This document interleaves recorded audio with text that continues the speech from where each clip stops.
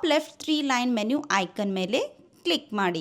Click ಮಾಡಿದ ಮೇಲೆ ನಿಮಗೆ ಹಲವಾರು ಆಪ್ಷನ್ ತೋರಿಸುತ್ತವೆ. ಆ ಆಪ್ಷನ್ನಲ್ಲಿ ಡೆಪಾಸಿಟ್ ಫಂಡ್ಸ್ನ ಸೆಲೆಕ್ಟ್ ಮಾಡಿ. ಡೆಪಾಸಿಟ್ಸ್ ಫಂಡ್ಸ್ ಮೇಲೆ ಕ್ಲಿಕ್ ಮಾಡಿದರೆ ಒಂದು ಪೇಜ್ ಓಪನ್ ಆಗುತ್ತದೆ.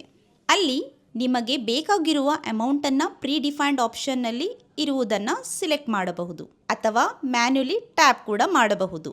ಅಮೌಂಟ್ನ ಸಿಲೆಕ್ಟ್ ಮಾಡಿದ ಮೇಲೆ ಕೆಳಗಿನ ಕಂಟಿನ್ಯೂ ಬಟನ್ ಮೇಲೆ ಕ್ಲಿಕ್ ಮಾಡಿ. ಹೊಸ ಪೇಜ್ನಲ್ಲಿ ಬ್ಯಾಂಕಿಂಗ್ ಆಪ್ಷನ್ ತೋರಿಸುತ್ತವೆ. ಅವೈಲೇಬಲ್ ಬ್ಯಾಂಕ್ಸ್ನಲ್ಲಿ ನಿಮಗೆ ಇಷ್ಟ ಇರುವ ಬ್ಯಾಂಕನ್ನು ಸೆಲೆಕ್ಟ್ ಮಾಡಿ. ಬ್ಯಾಂಕ್ ಸೆಲೆಕ್ಟ್ ಮಾಡಿದ ಮೇಲೆ UPI options, QR code, bank transfer option ಕೂಡ ತೋರಿಸುತ್ತವೆ. ಪೇಮೆಂಟ್ ಮಾಡಿದ ಮೇಲೆ ಮುಖ್ಯವಾಗಿ UTR ನಂಬರ್ನ ಎಂಟರ್ ಮಾಡುವುದು. UTR ನಂಬರ್ ಎಂಟರ್ ಮಾಡಿ ಸಬ್ಮಿಟ್ ಬಟನ್ ಮೇಲೆ ಕ್ಲಿಕ್ ಮಾಡಿ. ನಿಮ್ಮ ಡೆಪಾಸಿಟ್ ರಿಕ್ವೆಸ್ಟ್ ಸಬ್ಮಿಟ್ ಆಗುವುದು ಮತ್ತು 5 ನಿಮಿಷಗಳ ಒಳಗೆ ನಿಮ್ಮ ಟ್ರೇಡ್ ಕರೋ ಟ್ರೇಡಿಂಗ್ ಅಕೌಂಟ್ನಲ್ಲಿ ಫಂಡ್ಸ್ ರಿಫ್ಲೆಕ್ಟ್ ಆಗುತ್ತದೆ.